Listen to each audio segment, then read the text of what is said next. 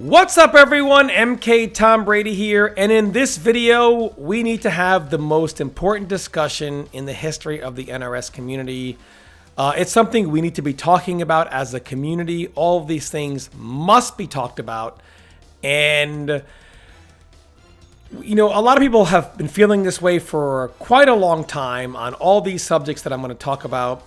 Some say it, some don't, some are hesitant to say it, but most people feel this way and have known this for a while. But really, the first thing to address is, why say all this now? Like, why is now the time? Well, a lot of things are in uncertainty and a state of flux, like the uncertain state of MK11. Is it done? Is it not? Most people think it's done, and MK11, most people feel like is more of a tragedy of what could be and never was. But things are also in flux with NRS, WB Games, etc.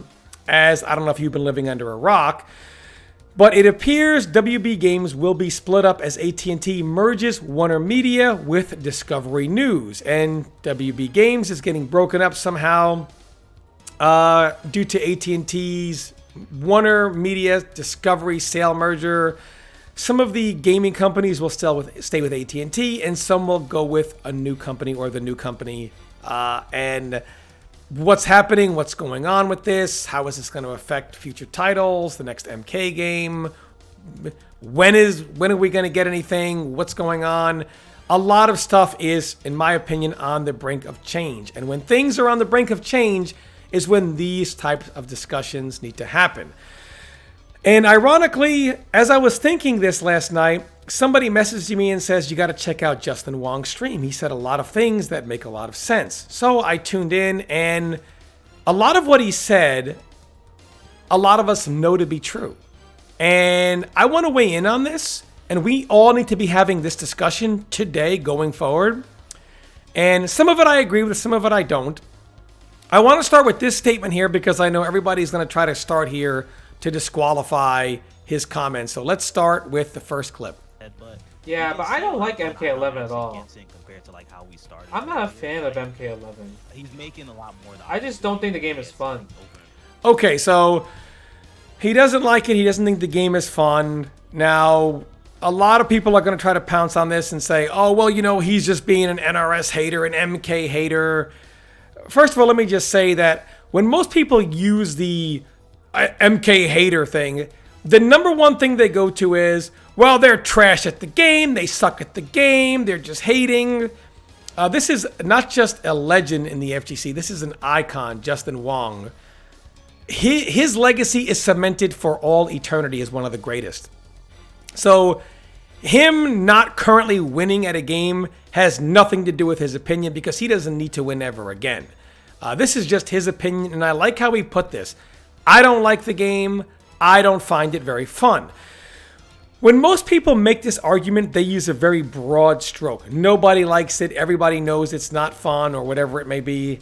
And there's no such thing as all or every. Regardless of, even if the majority feel a certain way, there will always be people who still feel another way. So even if it's true, and I do feel this is true, that the majority of players do not enjoy MK11, there are still those who play it every day, who do enjoy it, who like it quite a bit.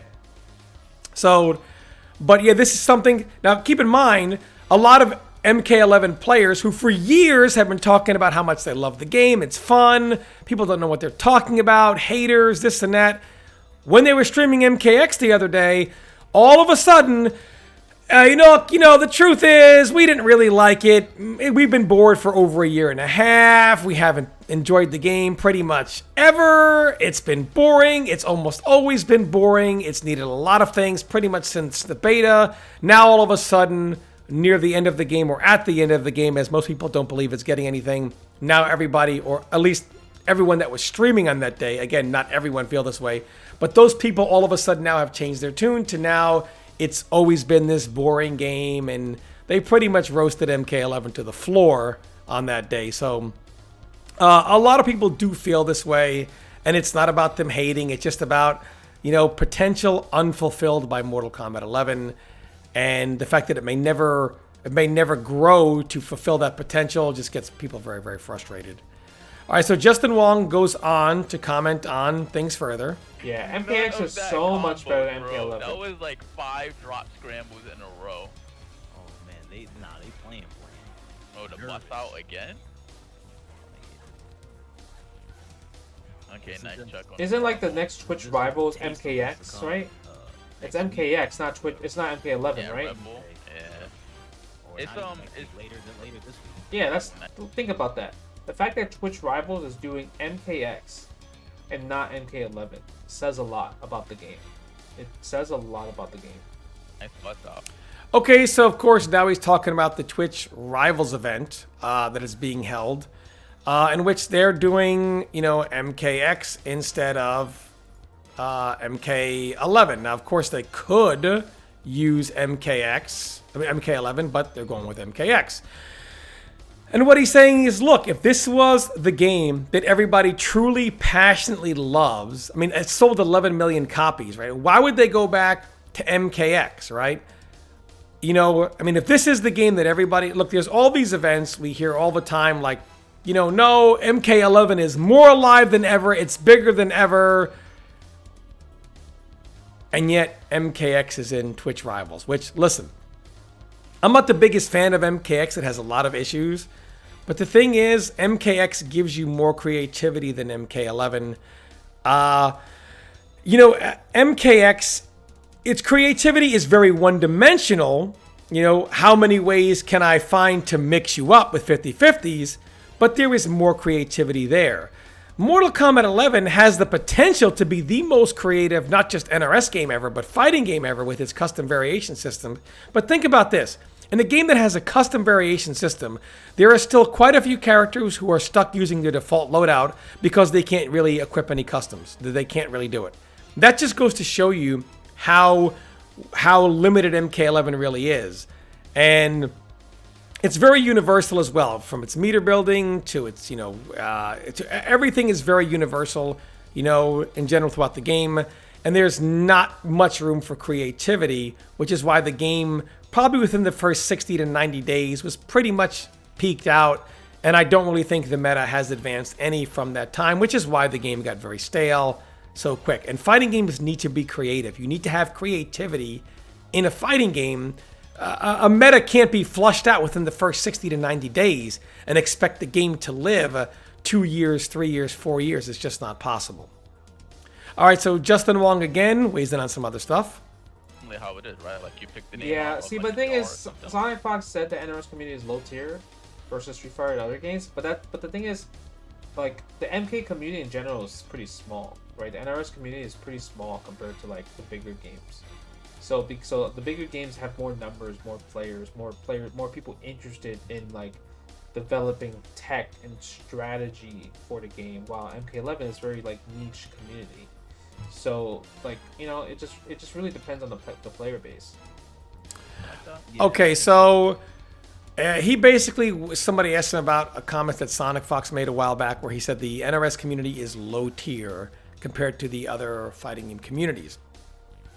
And the reason for this is, like Justin Wong said, the amount of competitive players that are in Mortal Kombat right now in the NRS scene are smaller than the other scenes. So, like, I know people, and Justin Wong is going to address this shortly in his next comments, but I know people are always going to cling to, like, look at the numbers, because by any number you can point to, Mortal Kombat 11 has bigger numbers. It sold more than any other game. It won more, a fighting game anyway, won more awards than any other fighting game. If you look at like stream charts, Steam charts, its peak is drastically higher than any other fighting game. Pretty much any metric you can go on, from highest peaks to most games sold, etc. Everything points to it's got more everything, more players, more whatever. So the fact that when he says it doesn't attract more players, or there's not more players than it, or whatever it is, people will say, well, the numbers don't back that up. But what Justin is saying, what Sonic Fox is saying, is that the competitive players, the people who actually advance the game, like the casual players, they're going to pick it up, they're going to play it, they're going to have their fun, and they're going to move on. But the people that actually are creative and advance the game and will sit there and grind and lab stuff, well, the NRS scene, the Mortal Kombat community, doesn't have as many of those guys as the other competitive scenes are. So the other scenes are there. He's saying that there are more people labbing, grinding, finding tech than in the NRS scene, which is true. So even though the numbers say one thing, the truth is the other scenes have a bigger competitive base, which is why I guess Sonic Fox made the comment of the NRS community is low tier. It just doesn't attract the majority of competitive players. It's got its competitive players, but it's, every scene is comprised of a majority of casuals. But NRS, while they have plenty of casuals, the actual players on the competitive side is where they're lacking. And that's what I think Sonic Fox was saying, and that's what Justin Wong was weighing in on. Man, I don't not care. Yeah, well, I mean, the thing is, MK games will always sell because of fatalities. You're selling. One, I disagree with that. A lot of people say this, and maybe this was the case. The fatalities got Mortal Kombat its initial recognition back in the arcade era and have been a selling point for quite some time. But I think right now Mortal Kombat is so ingrained in the American subculture or in fighting game subculture between... I used to joke around that Street Fighter and Mortal Kombat were the two biggest games in American arcade lore. People go to sleep on scorpion sheets and Chun-Li pillows. But the truth is, worldwide, Mortal Kombat is still a pretty big phenomenon right now. But mostly because of the characters. People love the characters. They love the lore. More so that than the fatalities. To the casual. Let's go back here for a little. Okay, here we go. Yeah, well, I mean, the thing is, MK games will always sell because of fatalities. You're selling it to the casual player, but you're not selling it to a player that will become a tournament player. Like, tournament players are not interested in MK games unless they're a part of the NRS competitive scene. A casual player though, like, would just want to just buy the game, play with their friends, do a fatality, talk shit against each other. Like this. Okay, so there's a lot to unpack here. So I kind of want to break this down kind of step by step here.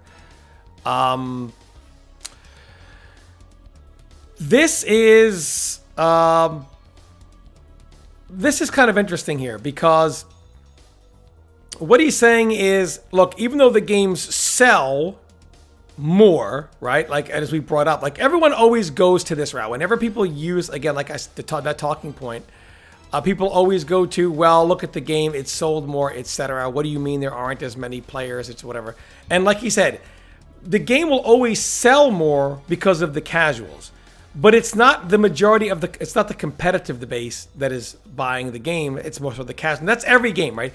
Every game has got its fair share of casuals. Every scene is made up primarily of casuals. But, there are different levels of competitors. There are people who start as casual, get into the game, and they grow to become competitive players. And there are also players who are competitive, who want to play a game for the sole purpose of competing. Mortal Kombat has the least amount of these players. And in fact, even players that become really big and competitive in Mortal Kombat, a lot of them, won't play from one MK game to the next. Like, you get guys who will go from one MK game to the next, but there's quite a few, even casually, that don't go from one MK game to the next. Makes it very difficult to really build the Mortal Kombat scene the way other games have. The Mortal Kombat's peak numbers peaked out the biggest tournament ever, 1,567 entrants. Capcom tournaments like Street Fighter V has had entrants of over 2,500 people at a tournament before. And the difference is, well, they both have, like, there are no numbers to support. Like, people will always say, well, if someone says, the game is dying, as far as in, like, casual players buy the game, they're not competitive, so they play it for a certain amount of time and they move on. So while 11 million people bought MK11, the majority of them are casuals, as in with every other game. But because the competitive community is smaller in NRS than any other scene, it loses a vast more percentage of its players as it moves on to its later years, And this is not the case for other games. So if you look at like Capcom with 2,500 and Mortal Kombat with 15, they both have a ton of casuals, right? Mortal Kombat has just as many casuals in that tournament as any Capcom game. But where does the extra 1,000 people come, 500, 600, 700 people come from? The competitive scene. They have more competitive players, and that's why they have more. That's why those scenes have a bigger competitive scene. Now, there's some reasons for this. The biggest reason is legacy. You see, these games, even though they change, they have a huge legacy. Even Tekken 7 started at like 400 people at EVO. Now they're at over 1,800. That's where they finished, over 1,800. So how could a game start at 400 and MK be so much bigger? And then they surpass even Mortal Kombat. Why did they grow at such a higher pace? Again, all these games have a certain legacy curve to them. Mortal Kombat, basically out with the old, in with the new. Now, even though these games do make changes, and they're not the exact same game, there is a strong legacy foundation with these other games that does not exist in Mortal Kombat. And NRS is always trying to in with the new, in with the new. For one, competitive players whose sole purpose is to play competitively, they don't like having 10 years of experience and each game that experience means nothing. That they retain no edge, none of their knowledge transfers, not even 1% of it from one game to the next. That's a turnoff for some people. Also, some people, newer players that come in with one MK game, and then the next one comes out, and it's 0.0 like the old one, well, you're going to lose a good percentage of those players.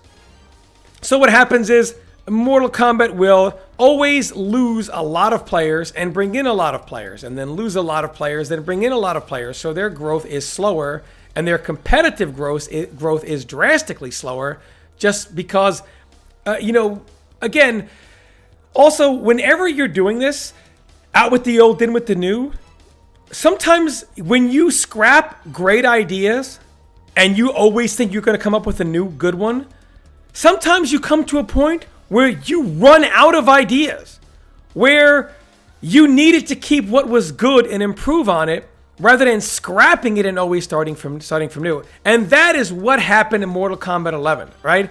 You didn't need regenerating meter or breakaway or fatal blow. All these things, right? That all these creative aspects. The problem is they tried too many times to start from scratch, and it finally burned them with Mortal Kombat 11. It finally burned them. Like, there are some things in MKX which would have been better if they kept some things from MK9.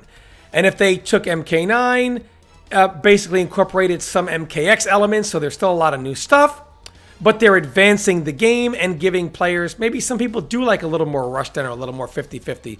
They could put some of that in there while keeping some of the older elements as well, only improving on them, and then taking elements from those two games, improving on them, while adding some elements from MK11, like the custom variations and things of that nature, right?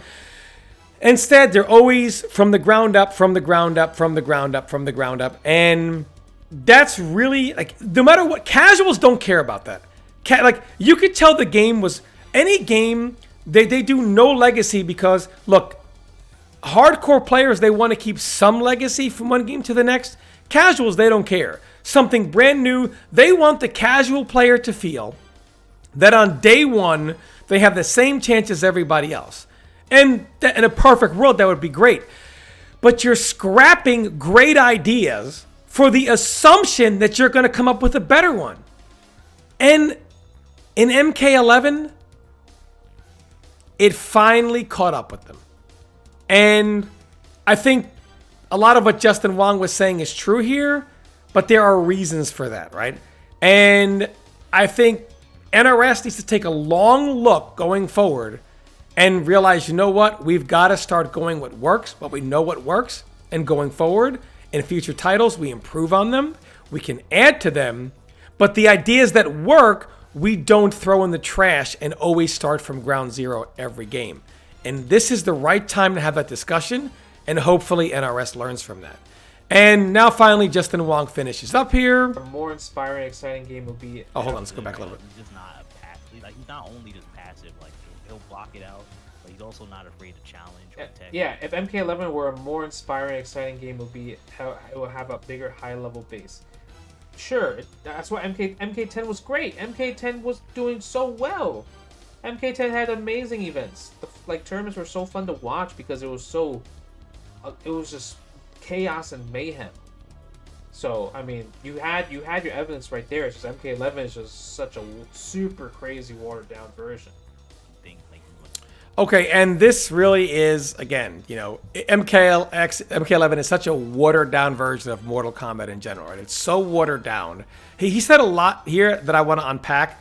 So I'm going to start off with, it's not inspiring, Mortal Kombat 11. It's very watered down, very generic, it just doesn't hold your attention. It's not even about grinding. The problem with grinding is, if the game is so boring, grinding becomes agonizing.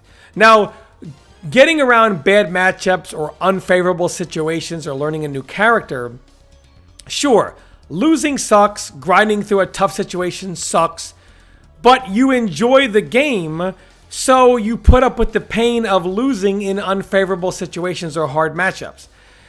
When actually playing the game is just so boring in itself, grinding becomes agonizing. So when people get to that point, they just say, I'm out. I'm done. I can't do it anymore. So it's not inspiring enough. It's the interest in the game died down very early. People's love for the game died down very early. So it didn't get to grow the way it should have. Because Mortal Kombat 11 really has things in place that should have made it the greatest fighting game of all time, especially with custom variations. And that was just, wow, the way that was done was not very well. Now, MKX, let me weigh in on this here, because I got to tell some truth about MKX here. So the first event for MKX was Fatal 8, and Fatal 8 was amazing, right?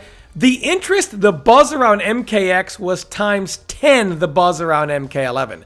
First of all, MKX was feeding off of the buzz of Mortal Kombat 9. And look, we had Injustice, and you know, when's Injustice? But people had their fill of Injustice, and they were ready for Mortal Kombat. At the end of the day, Injustice in Schmustis, right? This is a Mortal Kombat community. You can when's Injustice till you're blue in the face. MK has always been and will always be preferred to Injustice. And when's Injustice, the MK community wouldn't blink an eye if the answer to that was never again, and it was always an MK game, and then another MK game, and then another MK game. They just love Mortal Kombat more than Injustice. That's just the facts, right?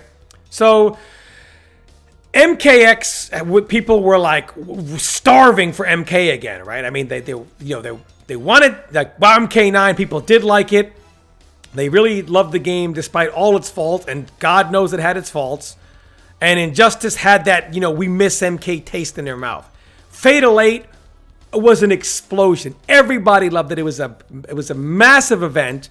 When the game launched, myself and Rio were streaming for 5,000 people, right? Like, the interest in the game is at its all-time high, because MKX, what it did was, when a game is brand new, the depth of a game is unknown. So its shock factor comes in, right? And MKX's offense, like, that kind of stuff will sell right away. Fast gameplay, offense, crazy situations, crazy mix. Offense sells. Offense sells. The other aspect of the game, along with the offense, have the game have longevity. But early on in the game, offense sells, and MKX was crazy, over the top. And it started out huge, but its netcode was terrible, which hurt the game.